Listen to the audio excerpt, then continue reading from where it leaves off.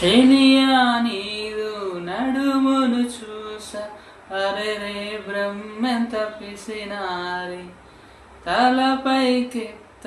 కళ్ళు తిరిగిపోయి ఆహా తడే చమత్కారి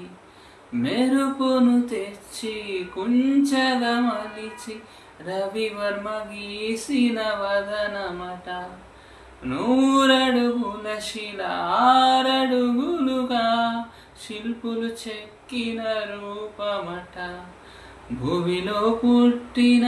స్త్రీలందరిలో నీదే అందమట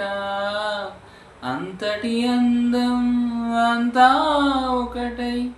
నన్నే చంపుట ఘోరమట ప్రియా